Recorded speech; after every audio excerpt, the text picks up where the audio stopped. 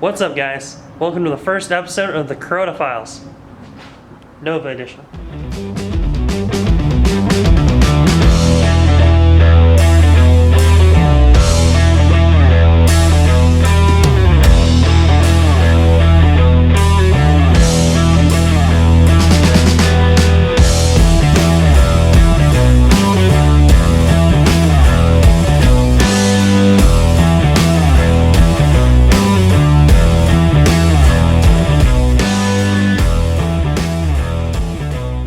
So we started taking it apart yesterday, last night, and we got the cover off and we got some of the other stuff off, but we were trying to pull the pin out, and the pin is jammed in there, so we can't really get it out. We were using the slide hammer. We started die grinding the sides of it. You can kind of see where I die grinded part of it, part of the pin, last night and today. You can kind of see it right there. Let me focus that a little better. There you go. So you can see it die grind it right through there. So the idea is so that it's not touching the axles anymore. So hopefully it slides out a little easier. We'll see how well that works out. But that's the reason why this was a posi. This one legger was a posi the whole time. So that sawdust that I always joked about. But yeah, so if you ever need your one legger to be a posi, fill it up about that much with oil, let it get hot, and just do a burnout, and then it'll keep getting hotter, and it'll keep getting tighter, and you're going to have yourself a posi. So, poor man's posi. But we're going to throw all this away because this is a 273 gear anyway, so we're going to throw all this out, and it's going to be a 355 rear gear with a Eaton posi, so posi carrier.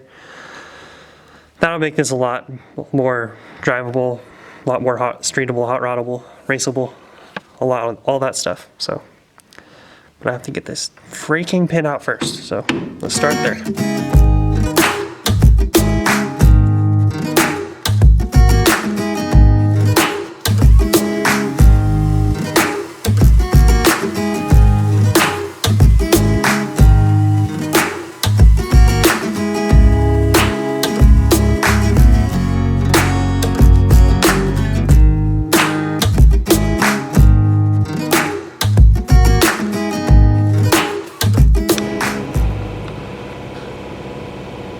Okay, so you can see that side and that side are completely loose in there, but it's still super tight in there, and I'm thinking what's happening is this gear right here, there's something hitting in here on the pin that's hitting inside the gear, and it's not letting it leave its home. Amazing, after 53 years of being inside the car, it doesn't want to leave. Alright, well, we're going to try to kill it with fire or something. We'll figure this out. I think what I'll have to do is I'll knock that up in there, and then we'll look around on this, so we'll just keep cutting on the pin. I think that's going to be kind of what we're going to do. What we're going to do here.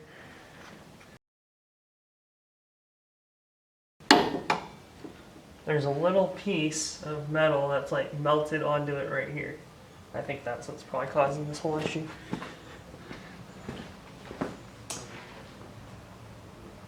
Just get how to fix that.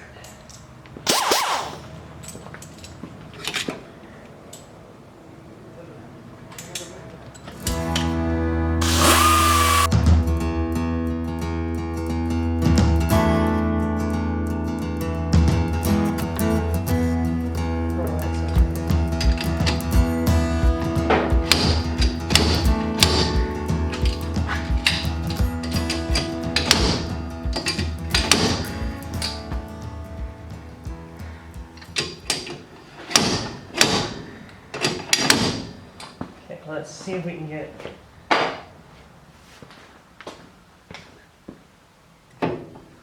we can.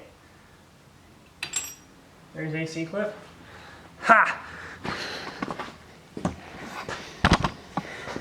So I'll show you. It came out just enough to where I can get both the C clips out. So you push the axle in. So all you have to do is push the axle in, and the C clip will just fall out, and the axle comes out. So let me go like that. So then you push in. That gives you just enough. Where you see the C-clip right there, that little piece.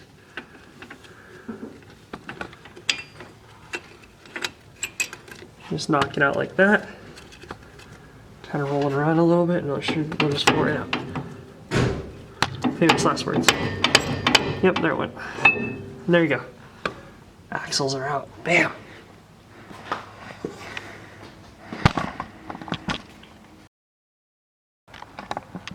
Okay, so there's the axles for the car.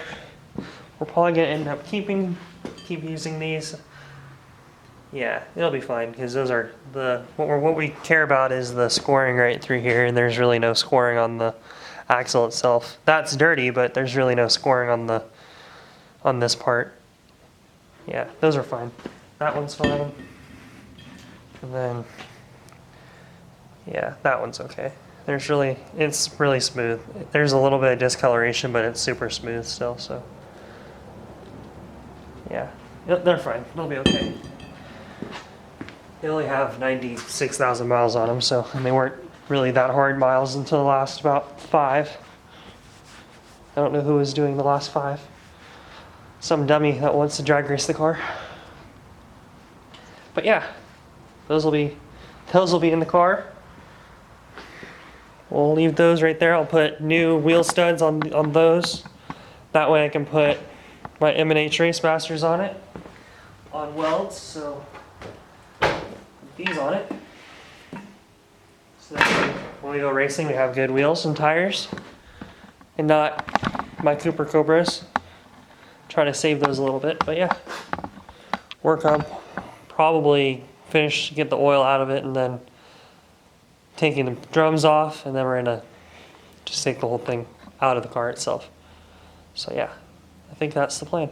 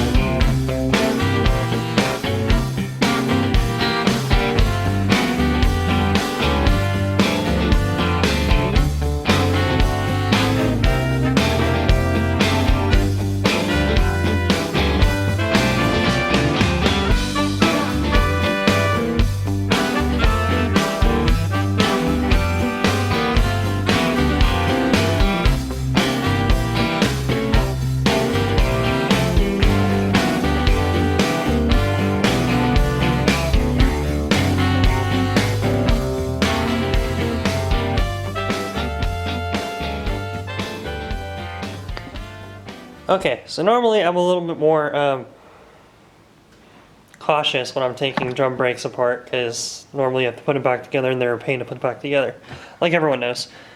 But for these, they're never going back on this car again, so I really don't care. All the parts are in that bucket, and if I need drum brake parts for another 10 bolt, otherwise all this stuff's gonna get thrown out back into a box, never to be seen again. So, which is very exciting. But yeah, now it's time to take those awesome covers off, dust cover, backing plates, whatever you like to call them. Last ones I did, I had to basically stand on my head with a pry bar, try to get them off, try to get the bolts off. So this will be fun.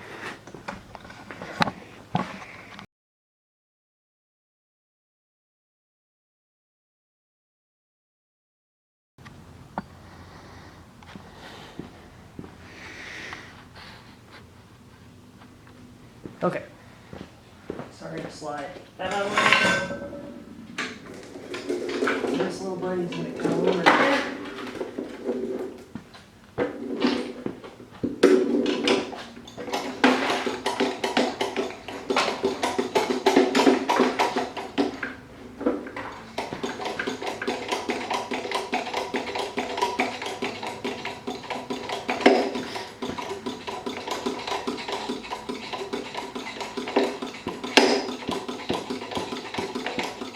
This will be a minute.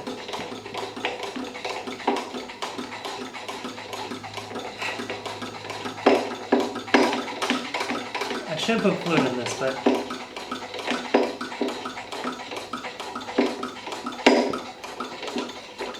where's the fun in that when I can do this all better?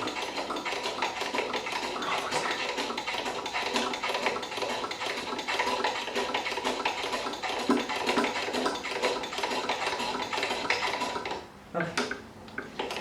Line up. Ta-da. Ding, ding. Size up.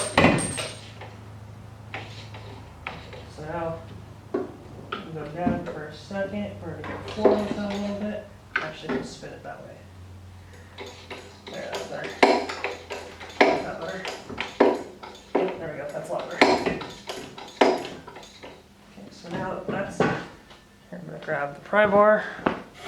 We're just going to pop this side a little bit. Cool, now it's loose.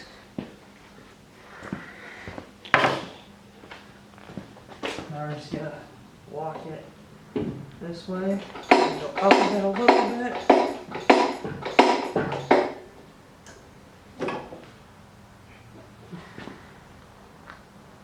We're gonna go like that. Now we're gonna come down.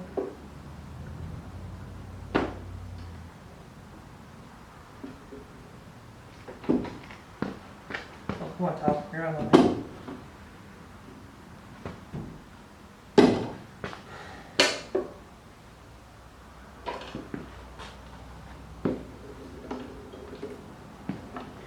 Ta-da! Ta-da! It's free! Yay! One 1965 GM 8-tube 10 bolt. It's a beauty. She's a beaut. She's out of there. Your 1965 GM 10 bolt in a 67 Nova. Yep.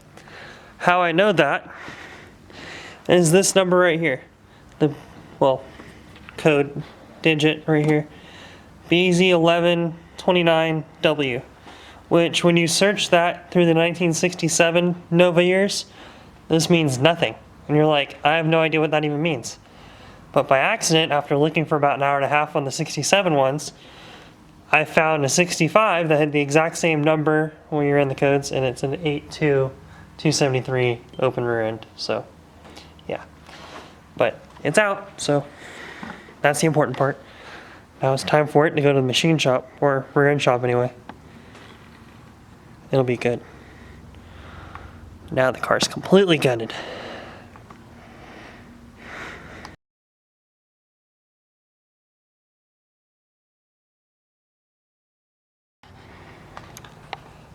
As you can see, there's no rear end.